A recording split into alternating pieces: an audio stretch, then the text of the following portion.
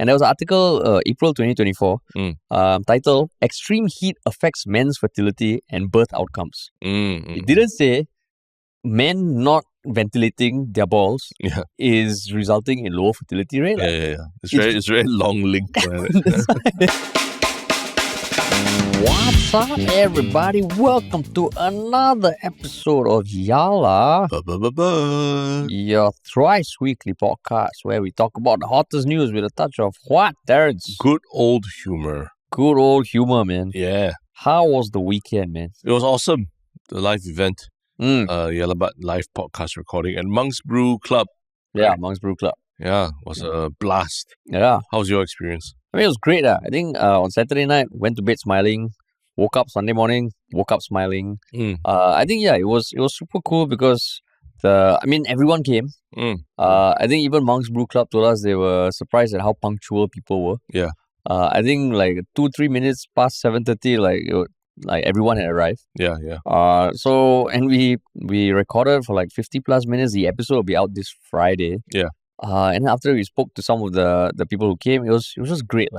Yeah, it was nice to actually interact with the audience as well. Yeah. Because the last time we did this, it was during COVID. So we couldn't even interact with the audience after the show. So this time was like, we really got real feedback from real living people who sat there and watched us talk for about an hour. Oh, I thought you meant during the show because they were a lot closer to us than the previous show. Oh, yes, for sure. Right. During the show, we interacted and but we built in some segments that have interactivity in them, which people, listening to this who didn't attend the show will hear soon. Yeah. Should probably keep, a little bit of a surprise. So they listen to it. Yeah. But like any particular things that blew your mind or opened your eyes that you never expected? I mean, a lot of people who came to watch the show, they told us they'd been either following us since Ministry of Funny on YouTube or even like the early inception of this podcast, like the Mushroom days. It was, it's awesome to actually meet these people and hear why they listen to Yala But, right? Yeah. A lot of it sounds like it's just all just circle jerking, right? Yeah. Basically. But it really, sometimes it's still a very big surprise to us why people listen to the podcast or what drove them to listen to our podcast. For example, someone in the audience told me, I don't think I'll mention it, but this person was getting very frustrated with their conversations with their friends and family about general news topics and all that, especially when the whole Raisa Khan thing came up, right, in Parliament, that he was so frustrated that he went to Spotify and looked up Raisa Khan, and then our podcast came up. And for some reason, and that's where the love affair started. He realized that we were, speaking about things that he cared about, that he couldn't find anyone else in his social circle that cared about it. Yeah, and it was pretty cool. I mean, the shocking thing is Spotify search, which is pretty shit, and he managed to find our podcast. Maybe it's not that shit, Maybe it's not that shit, Yeah. But I think just like it's surreal, we're really not flexing that people can resist, but they came, they watched us record, and it was nice. And I think at least one person did tell me, keep saying don't cut out the F word, because it keeps it real. Not verified. This one's just Harish. Harish heard it. The person who said it, if you're listening, you know who you are. So it was just nice. And we're definitely going to do more. Yeah.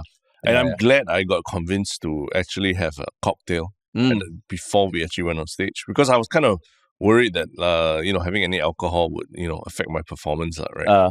But I think I ended up going with the cocktail and which one did I go? The Sugar Daddy. Oh, Sugar Daddy, yeah. Sugar Daddy, And I guess now we can talk about the cocktails also. Yeah. Because we didn't speak about it before. Yeah. Because the cocktails are going to be at Monk's Brew Club all the way till National Day, I believe. And the first one is Sugar Daddy, named after our beloved ex-finance minister, Sugar Daddy Heng. Yeah. And it's meant to taste like Ming Chiang Kueh. Yeah. Peanut pancake. Yeah. Right. And then the other one is CMIO, which most people would know is the what the races in Singapore are: Chinese, Malay, Indian, other. Yeah. And how did it taste actually? Because I had a Sugar Daddy, but yours was the CMIO. So the cool thing about these two drinks was that it was made after discussing with the bartenders from Monk's Brew Club to play off certain notes that we wanted in the drinks. So for Sugar Daddy Heng, of course, something sweet, something like got body, got weight. For CMIO is something to do with the 4 races. Yeah. So it has elements from the cuisine of each of those races. I think there's like Chinese tea, there's Indian masala, there's Malay spices, and the others, I guess, some other flavoring. Yeah. And it all makes this a refreshing spritzy drink. So it's great. It'll be there till National Day. Yeah. We definitely want to do more live events. So if you want to, be up to date about our live events, you can follow us on social media, join our Telegram group. Yeah. Importantly. Because definitely. I think Telegram is an easy way for us to disseminate quickly to people's phones, right? Without you having to log on and check something. Right? Yeah. And like links, you can just put links. Instagram is always link in bio, TikTok link in bio, blah, blah. Telegram. Yeah, but exciting times. Exciting times. Yeah. Very glad to be bring Yalla Butt to the real world, right? Yeah. Where people also got to meet Dom and Tristan. Yeah, and watch them in their element also. In their element. Dom as a stand-up comedian. Yeah. And Tristan as the... Basically, I was just telling Dom, can you just introduce us before the show? Yeah. He has to work on his routine. And Tristan was the hype man. Right? The hype man. Yeah. But yeah, man, that was fun. Yeah. It is the start of a new week. And do have some topics to talk about. Yeah. But before we jump into it, what's the regular plug, Terrence? If this podcast meant anything to you, please like, share, follow, subscribe. Do all the things that social media gets you to do, so that you can train this AI algorithm that, hey, these two people are pretty cool. Yeah, and then then it'll be recommended to more people also. Yeah, and if you want to work with us, check out our website, ministryoffunny.com. There's a little box there that you can send us queries, and we will get back to you. Yeah. Cool, man. Cool. All right, the first topic. Big first topic.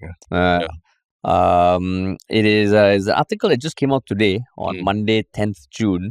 And the title of the article is Rising Share of Singles. Oh, wait. Did he update the title? Oh, is it? Oh, my God. I think they updated the title. Oh, cute. Wow. Right. Wait, let me just open it on another tab and see what happens. Yeah. I am looking. Oh, my God. So, I mean, I'm looking at the one. I think mine was already the updated one. Yeah. No, I'm looking at the one that was on the Reddit post, which pulls out the original article. I believe the original article is rising share of women staying single is behind Singapore's great baby drought. Yeah. So that was published this morning, but now recording in the afternoon, it is rising share of singles is one main reason for Singapore's great baby drought. Report.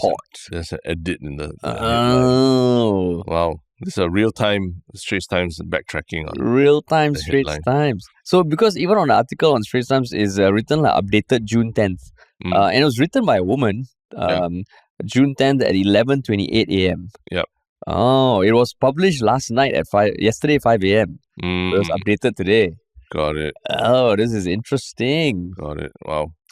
Okay, I mean, I guess the reason why we wanted to talk about it is more to do with the original title of the article than this. But in essence, I think the article remains the same. Yeah. The first line literally says, the growing share of women remaining single is one major reason for Singapore's long-standing baby drought, with the resident total fertility rate, TFR, falling below 1 in 2023 for the first time in Singapore's history.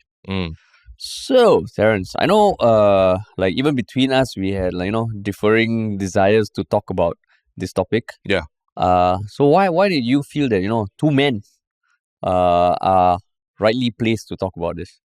Because I don't think it's just about being men. I mean, what we just demonstrated in the change of the headline and in identifying that Straits Times has changed its headline tells you there was an issue with the headline initially. So I think the big issue was that the original headline, as it was, rising share of women staying single is behind Singapore's great baby drought. And rightly called up by a lot of people online, was that it seems to lay the blame for Singapore's very, very globally low total fertility rate at the feet of women choosing to stay single, right? Yeah.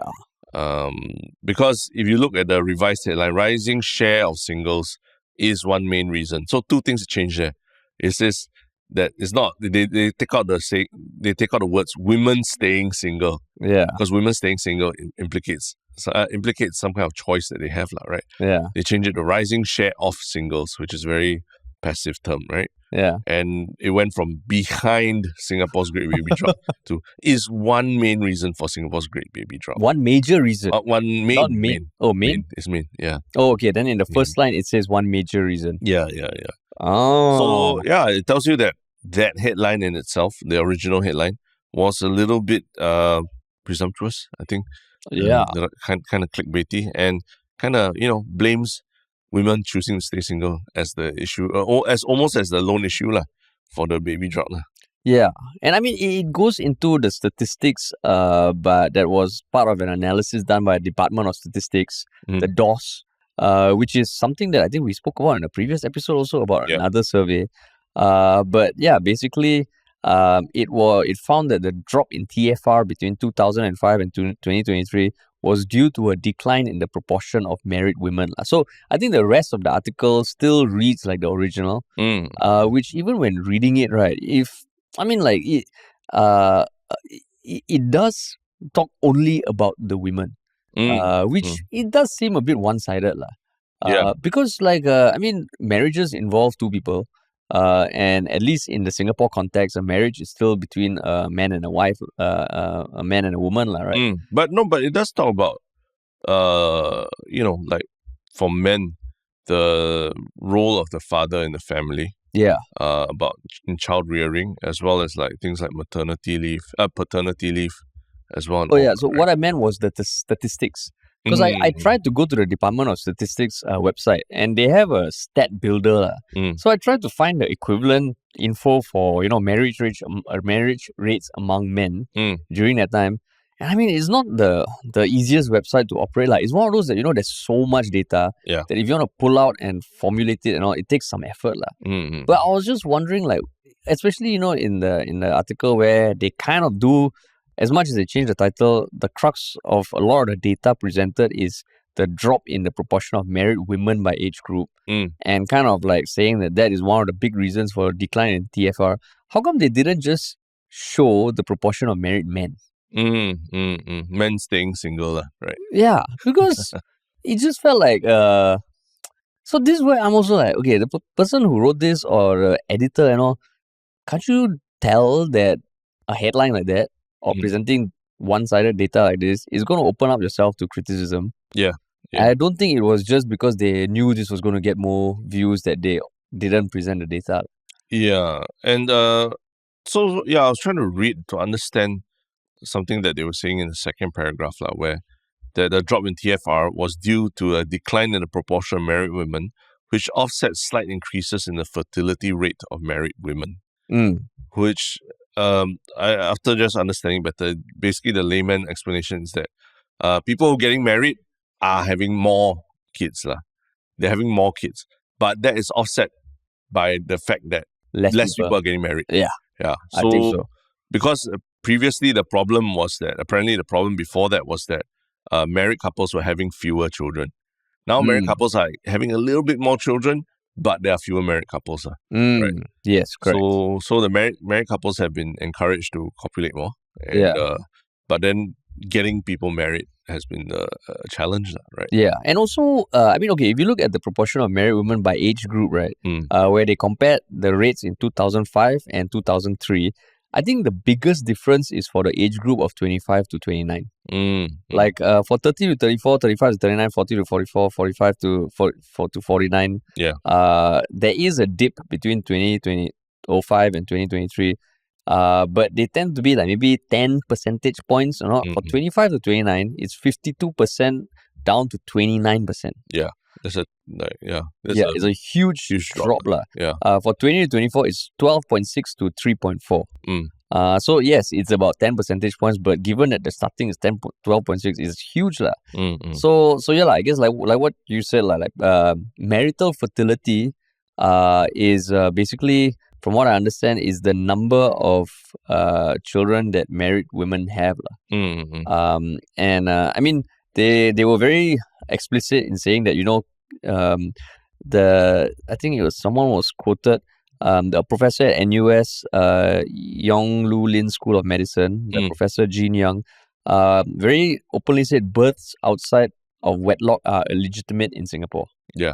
So I guess that doesn't count. Yeah. They're So not. when a birth is illegitimate, what does that mean? Out of wedlock means not married. Not married lah. But how does that have consequences for the child? Because I need this probably needs to be verified. From what I understand is that even a single mom who gives birth to her child herself has to put in papers to adopt the child. Oh. Yeah. That's how complicated it is. So it's not considered, almost like not considered, like I mean, our wedlock is not considered lah. Oh, so it's like literally an illegitimate birth. Yeah, and you have to adopt your own child essentially. Yeah. Fuck. I mean, not verified. Yeah, Let me. This one probably we have to go and check again.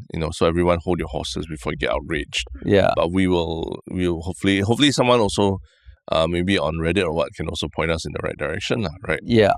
Yeah. So I guess that probably doesn't fall under the stats here.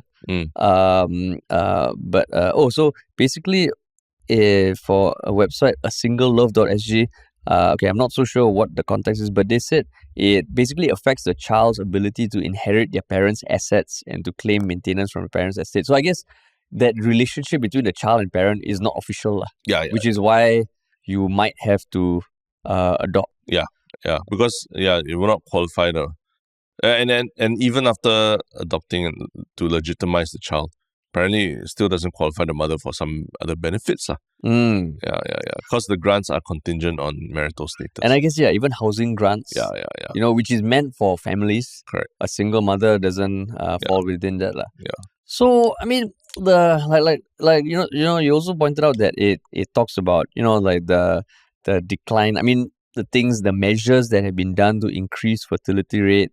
Did they talk about why this might be a reason, and that marriage no longer seen as a life goal? Which I mean, if you go on Reddit, a lot of people were commenting on the threads where this was posted, and I mean a lot of people were commenting from the female point of view as well. I assume that these Redditors themselves are female and they're not just writing fiction. Yeah. But they did point out anecdotally that, even hearing from colleagues or some of their own moms telling them that, having kids in Singapore is damn hard. Yeah. And as a woman, it's even harder. And I will say that because now also my wife is expecting, right? Yeah.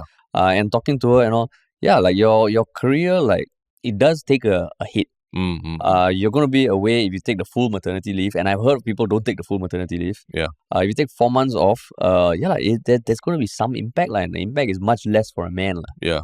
And even during the months of pregnancy, where you're not functioning at 100%, is tough. Yeah. I mean, I think that's where this article in some ways is talking about two quite complex social issues, right? Yeah. One about people choosing not to get married, right? Yeah. And another about our fertility rate, like people, even married couples also even choosing to not have children, right? Yeah. Married couples as well, right? Yeah. But I think this article kind of pulls those two together and then came up with the headline saying that, it's because women choose single. That's why it's behind. Actually, this, that's what you say is damn true. The total fertility rate also includes married couples. Yeah, exactly, yeah. So it's so what the hell were you thinking, Straits Times? No, I mean they were working with the same set of data and statistics, but the conclusion you draw from it, you can tell by the initial headline that they had, was that, this shows that women staying single is the problem behind our fertility rate. Why your women don't want to get married. And that's what the headline implies. Maybe that's, to their own credit, maybe they caught it and they want to edit it and change it. But also, I think maybe a bit more transparency about why they did the edit would be great as well, right? You know how Reddit has this great way, if you edit something, your title, or you want to make a edit to a typo, you kind of explain what the edit you did was. Whereas here they just sort of sneakily just changed it without telling people. So and they never say edited, they say updated. Updated, yeah, exactly. Which is two very different things. If someone sends me a WhatsApp and it's an edited WhatsApp, I know that okay, there was something filtering they did lah. So, but if it was updated, it paints a very different picture lah. Yeah, correct. So I mean, and the article also talks about cost lah, but only more towards the end of the article. Yeah, they talk about the cost of the cost of having children is one of also maybe the root causes why parents feel so stressed out about having children, right? Yeah. And I think that might be also the reason why some people on Reddit are like quite incredulous about the thrust of this article, in that cost is such a big factor in terms of making such big life decisions like getting married or having children, right? Yeah. That is mentioned all the way at the end of the end of the article. Kind of doesn't address what it is a root cause of why people are choosing to stay single or choosing not to have children, right? So that is one of the criticisms that you see online that people have about it. Yeah, like it felt like it could have totally presented the same amount of info, but with a focus on the core issue lah. Like as opposed to like, oh, single women are the main reason for the declining fertility rate. Is almost looking at like how difficult it is for single women or like for women to have kids and balance career and all that and kind of like not so explicitly attributing it to the actions of the individual, but more about the circumstance. Because I saw another article, because I was thinking like, okay, but what other articles have been written about things that men might be responsible for contributing to low fertility rate and there was an article April 2024 titled "Extreme Heat Affects Men's Fertility and Birth Outcomes." It didn't say men not ventilating their balls is resulting in low fertility rate. It's very long link. It's the external factor that is getting fucking hot. Climate change causes and like men are just going about their own business, but it's hot But they could have very easily said, like, why aren't men ventilating their nether regions? The poor ventilation of men's nether regions is is behind Singapore's great baby drought. Yeah, correct. Right. So it just feels like the presentation of facts was a bit like off lah, Straits Times. Yeah. And I remember taking an evolutionary psychology class back in the day, right, in university. And just understanding that, two things can both be explanations of what happens, but there's still levels to explanations, right? Like scientifically, they call it like ultimate explanations versus proximate explanations, right? Like because in evolutionary psychology, you have to make a lot of guesses about why certain traits, were passed down the gene pool, right? And there's always there are so-called ultimate explanations, which explain why these traits are retained in the gene pool, and proximate explanations sort of tell you about just the process of how they remain in the gene pool. So a proximate explanation doesn't tell you the ultimate reason of why something like that happened. Any example? Let's say. Let's say the example. Okay, let's say. I think the one common one that they take. What's the evolutionary reason for us to have belly buttons? Oh, or not belly buttons. Or something like something like sickle cell anemia. And that certain I believe it's that some certain people have or is it like evolutionary psychology means like certain ways of thinking that we have? Is it the evolution of human psychology or the psychology of evolution? No. Evolutionary psychology does talk about these things, like what is passed down through the generation. So for example, one thing is an explanation of some. Okay, this one can be quite complicated, but let's go there. Let's go there. There's something called sickle cell anemia, right? Yeah. So it's actually a disease that's quite serious, and also I believe it affects the number of sickle cells you have, and if it's abnormal, obviously it's quite bad for your for your existence. Yeah. But it's a life. But at the same time, having sickle cell anemia apparently makes you immune to malaria. Oh. Right. So, could you say for certain that one is better than the other? Because back in the day, that's how humans. The malaria probably was a much bigger problem back then than it is today, right? Yeah.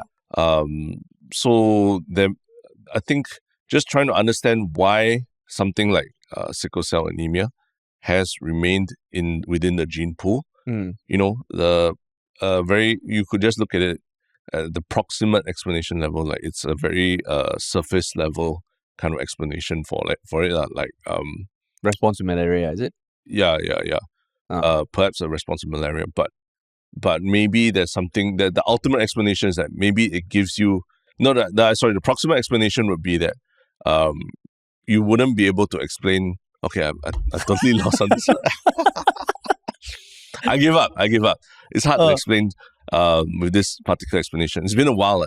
But ultimately, what it is let's say you want to say that sickle cell anemia has remained in our gene pool because it gives us resistance to malaria. Yeah, right? And that is more like potentially approximate lah. Or I might be fucking it up already. Yeah. But basically, what you're saying is that there are almost different levels of explanation lah. Yeah. Right. So what I'm saying here is that I totally lost the whole thing already. How? No, I think what was the thing I asked you? Between ultimate and proximate explanations. No, but even before that, why you brought up evolutionary psychology? No, just the scientific concept of ultimate explanations. Okay. Yeah. So someone on Reddit, please help me out here. Two things to help us out. What was the first one? Ultimate versus illegitimate child. Illegitimate child. Illegitimate birth. And ultimate versus proximate explanation. Yes. So basically, you're saying like they didn't explain enough lah. It doesn't go into the why lah, the ultimate why. That's why they call it ultimate.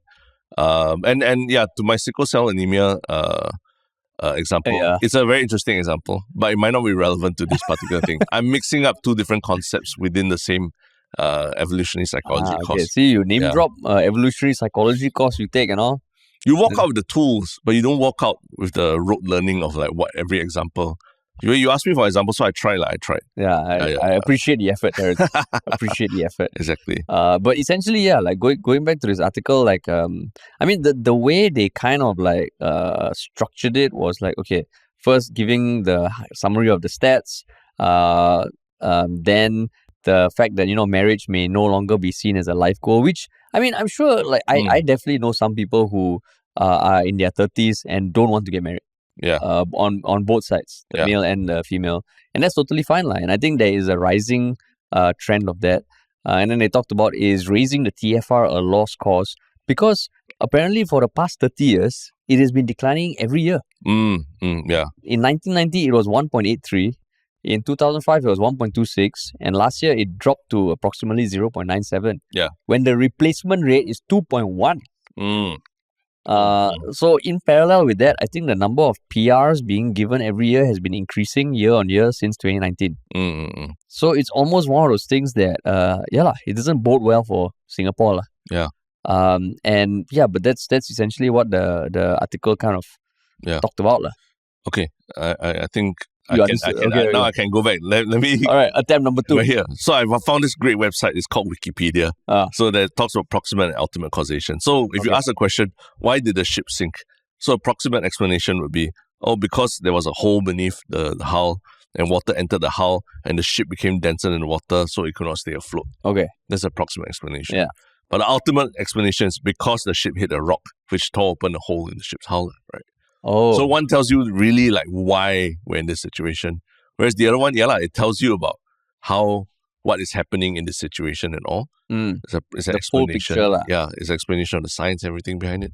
But it doesn't tell you the ultimate why of this thing happening. So you're saying that this Straits Times report is looking at the whole. The headline, the headline is like saying, people being single. That's why, total fertility rate is so low. But doesn't address why are those people being single. Why are those people being single? Well done, Terrence. You redeemed yourself. You redeemed yourself. But yeah, it just felt like, and like, one thing that people pointed out on Reddit is the stigma, lah, of being unmarried in this day and age. Yeah.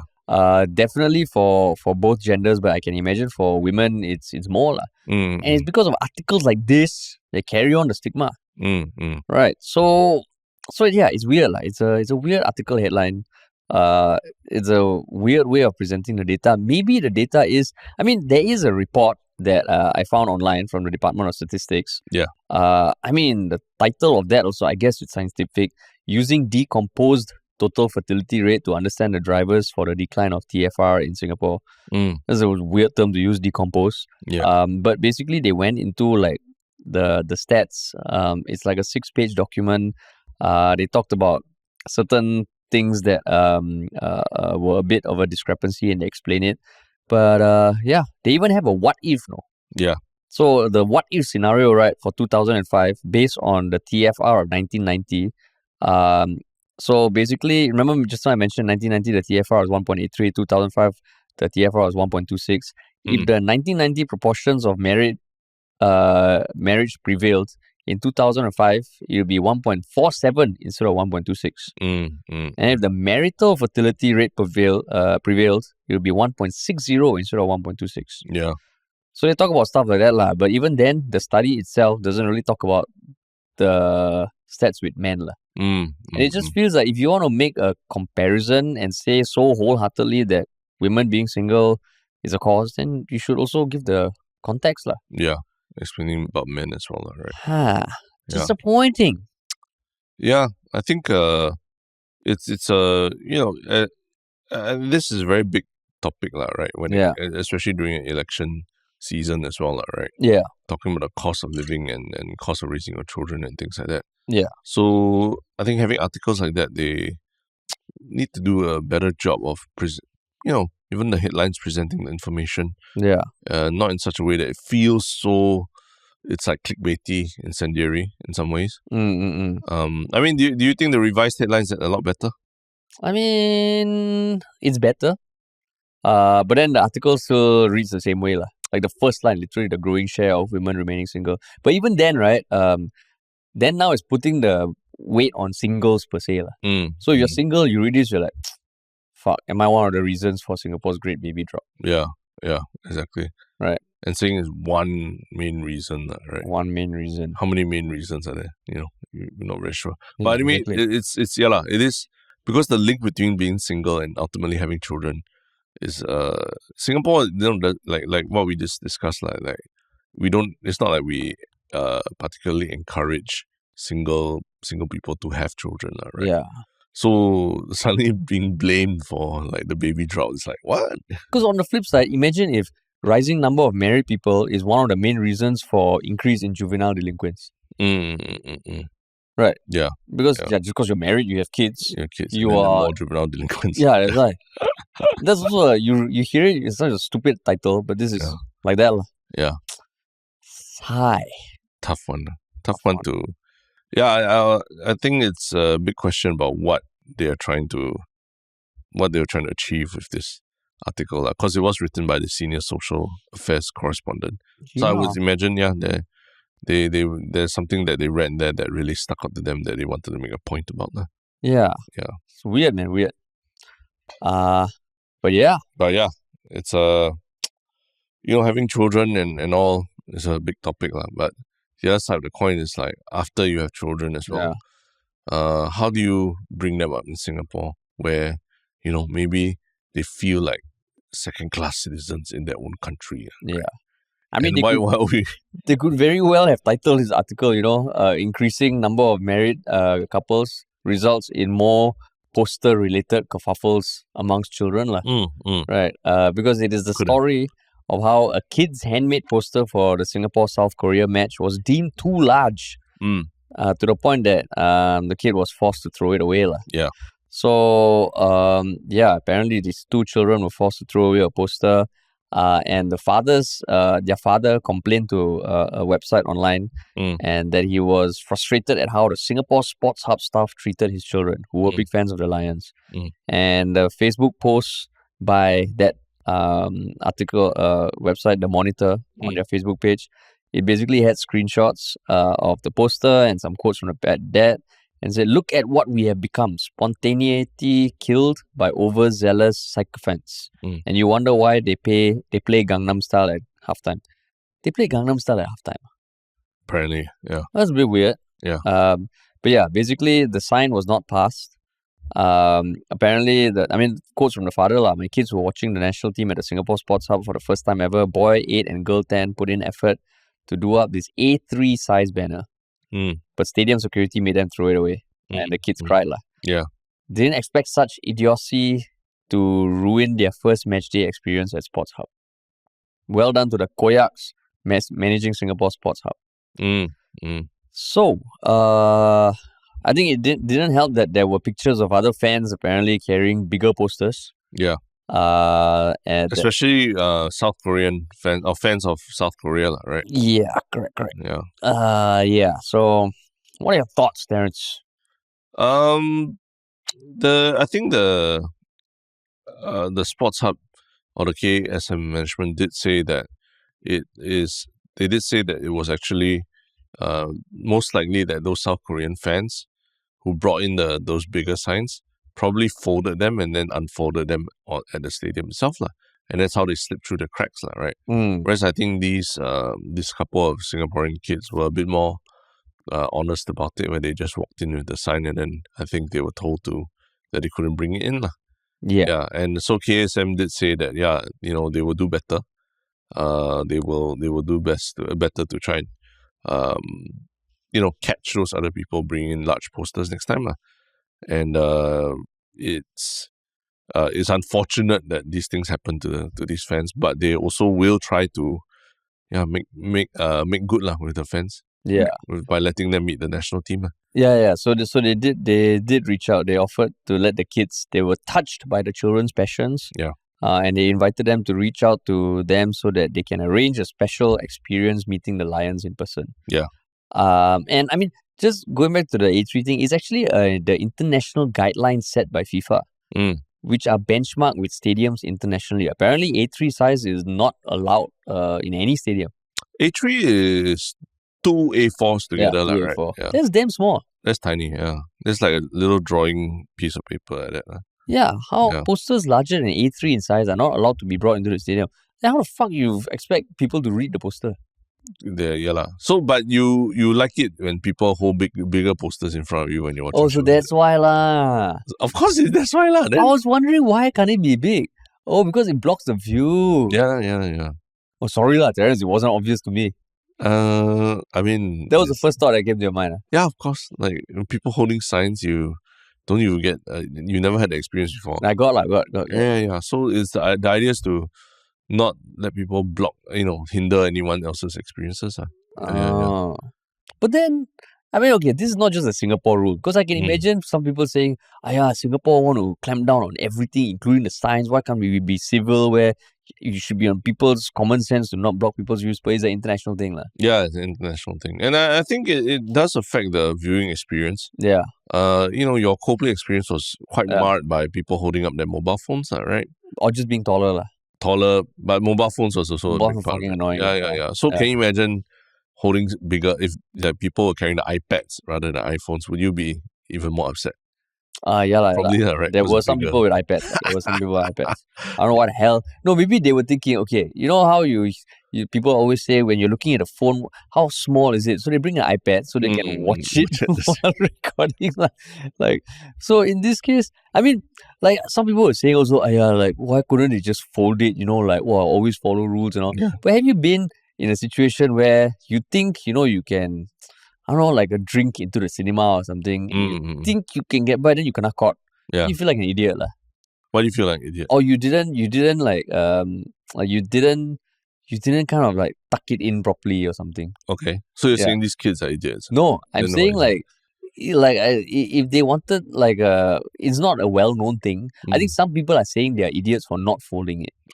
Yeah, I'm saying people not trying to sneak in stuff past security is a good thing So in this case, don't shit on them for not folding Yeah.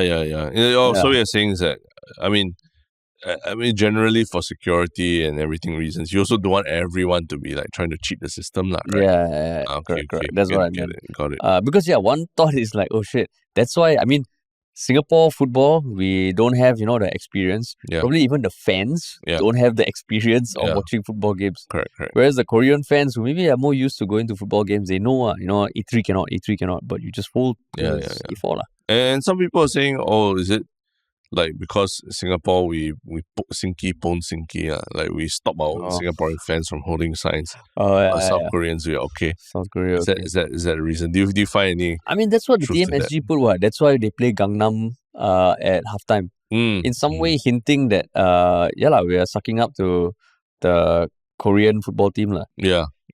I mean, I don't know. There's no evidence to that. Yeah. But this one just felt like but so you think it's a good rule lah, like no bigger than A3? Yeah, sorry to be a party pooper lah, but I do feel like I wouldn't want my viewing experience to be hindered by a sign lah, Yeah.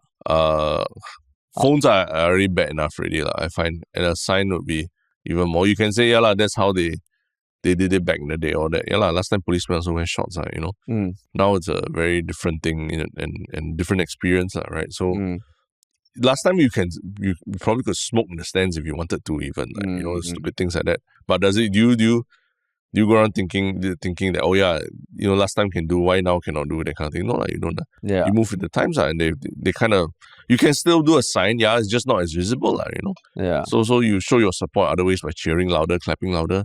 That's fine also, right? Yeah. I mean, I also kind of will say that the rule, it is helpful. Yeah. I'm surprised that it's an international thing, but then after you think about it, you're like, wow, the fans, the stories of you hear of the fans abroad are even more intense. Yeah. But then I'm just wondering, other stadiums where, you got these huge posters and all, those are like, as long as it's not blocking someone's view, or is all just slipping through the cracks? I don't know. Yeah, maybe it is mandated as part of the experience that you will have your view blocked by these kind of things. Yeah. Right. Because some of the celebrations that clubs have, like, I think the flag, right? The flag goes on the club and all. Flags and Manchester City, they turn around, right? Like they face their back to the pitch and things like that. All those are part and parcel of those experiences, lah.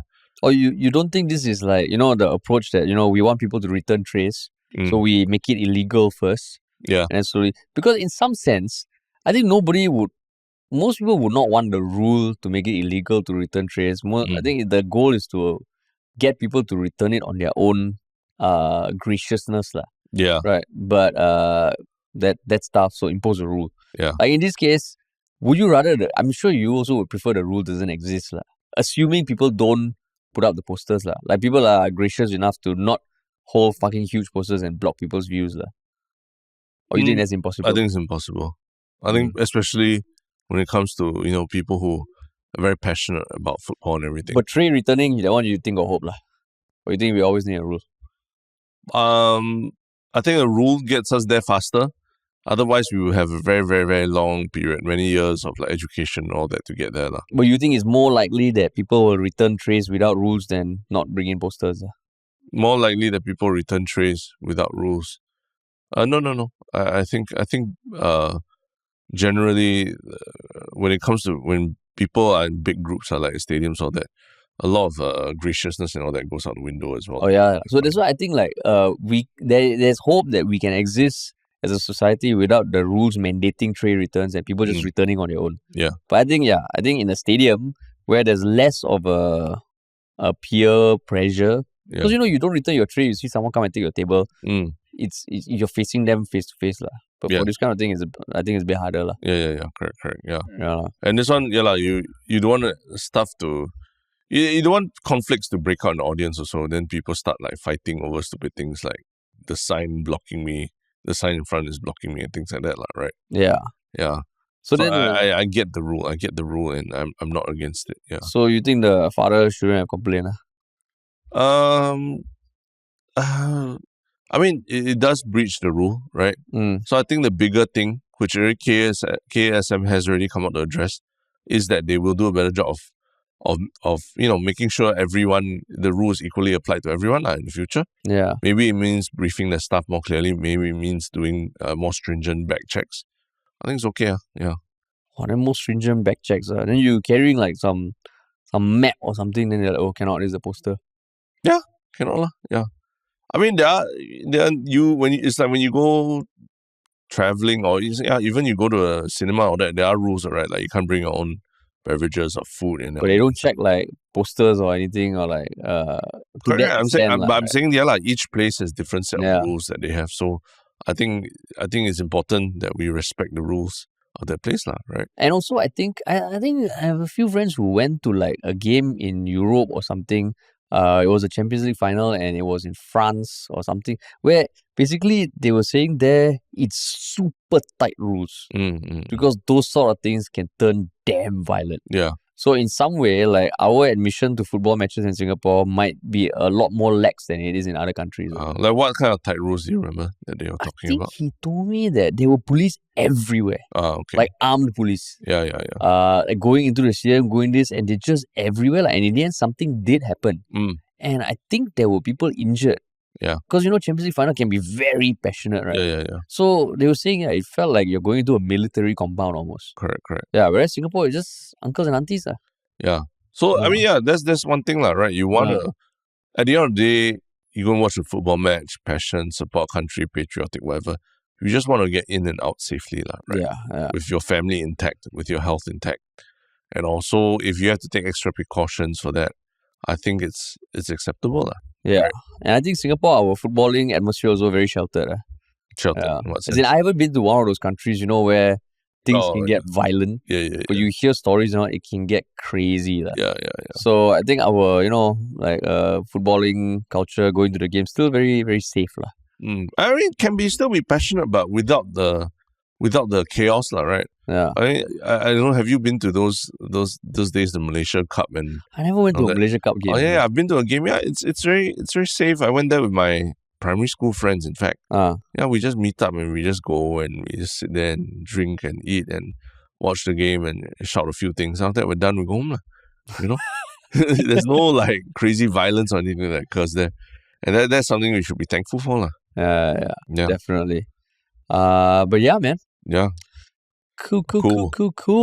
But yeah, speaking of stuff that we should be thankful for in Singapore, like what is one Shiok comment that has come up for you in the recent days?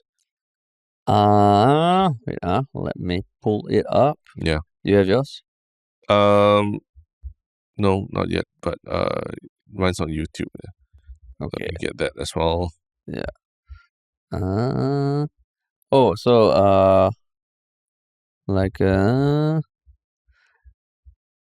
I think the internet lurker commented on another post. So someone posted admirable job 5492 Terrence Shiok Thing about Eminem Houdini single about how it brought them back to their teen days. They didn't know about the single until you shared it. But internet lurker in the comments, internet lurker 96 recommended another recent podcast episode they listened to on the death of Harry Houdini, and about the song. They actually make it a point to watch reaction videos to the song from female creators, because Eminem and rap tends to be quite brash, left leaning and Gen Z focused. Yeah. So I was like, oh, okay, that's an interesting perspective. I never thought about watching a music video and prioritizing the responses of people to the music video as opposed to the video itself. So you don't watch reactions to things, reactions to like not football really, or anything? Not really. But I mean, I actually think why haven't I? Because it feels like it could be quite interesting. What I like watching is people's reactions to news or pop culture or stuff like that. Yeah, so I thought, reactions to a music video. I always thought that people reacting to music videos were just jumping on the trend. Yeah. But yeah, this is a different perspective potentially. Interesting. Yeah, man. What about you? Mine was comments that were about the recent the whole char siu, the whole the crystal jade char siu. Yeah.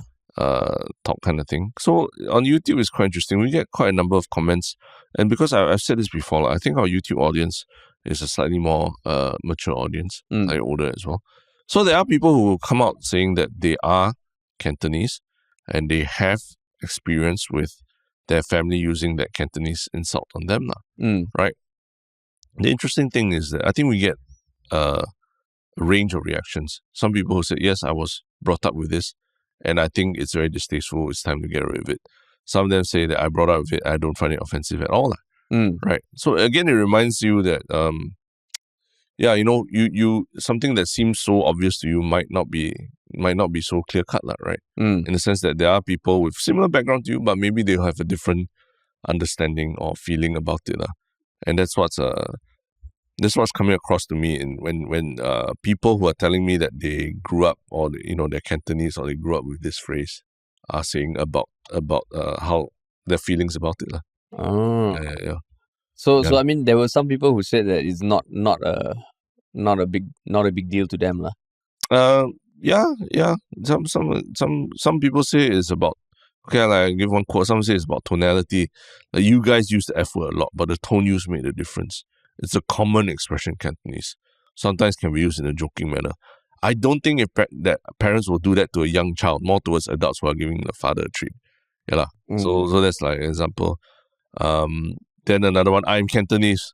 The phrase is very common in the past when I was a child. But please, this phrase is no longer acceptable in today's world. How can you say the char siu is better than your kid? So you're getting these, people who actually experienced it, but they react very differently to it. That's why I say cannot just, blanket just say everyone should be okay with it. Same way you cannot blanket say negative comment is a bot, Terence. Correct. Yeah. It happens to us. Yeah. Cool. And what about your one Shiok Thing, man? Yes, my one Shiok Thing is an interesting one. I think because of watching that CNN documentary, Walk the Line and everything, just made me look more into like the reasons why a lot of Chinese people seem to be leaving China, right? Or trying to migrate from China. And it brought me to this particular channel that I found yesterday that it's called wait, let me just get that. It's called Ali from China. So it's this young lady who claims to have grown up in China, and now obviously I don't think she lives in China. But she does these explanations of what the Chinese, the CCP does around the world, right? That may seem very puzzling to you. So she explains certain things, like the one video she did was how the CCP made Messi their sacrificial lamb.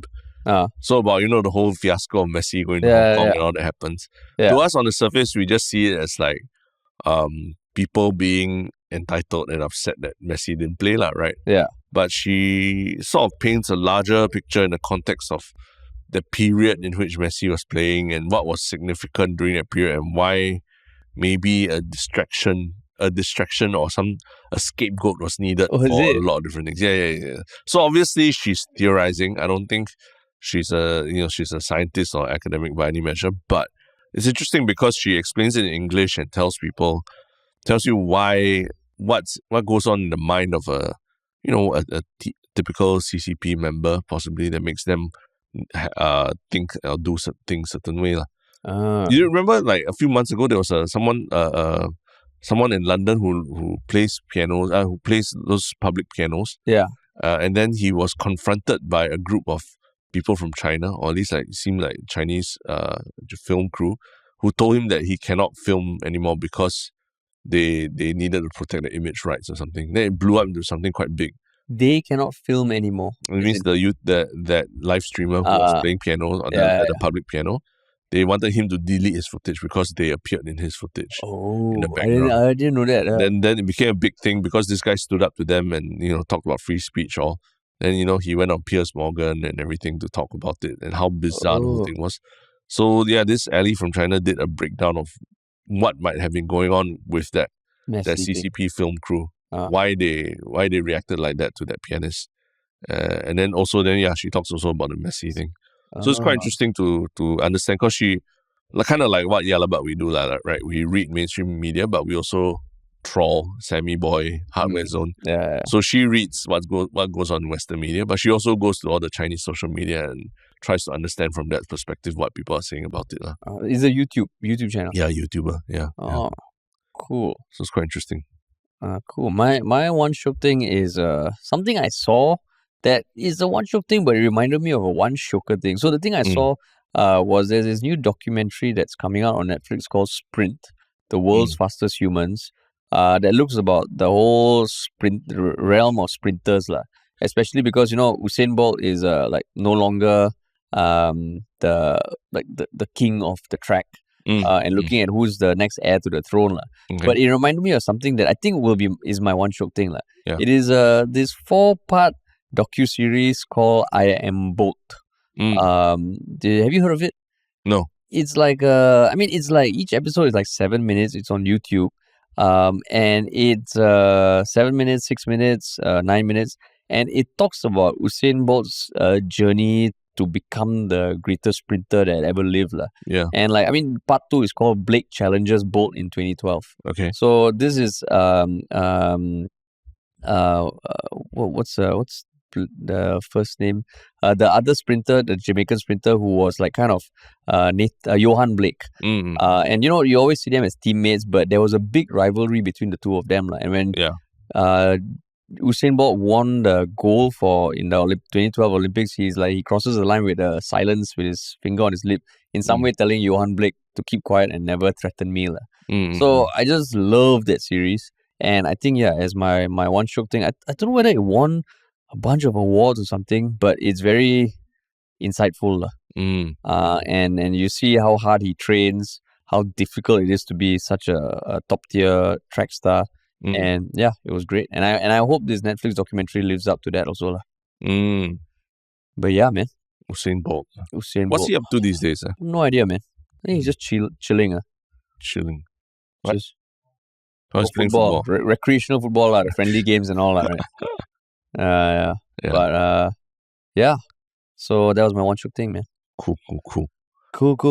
Nice.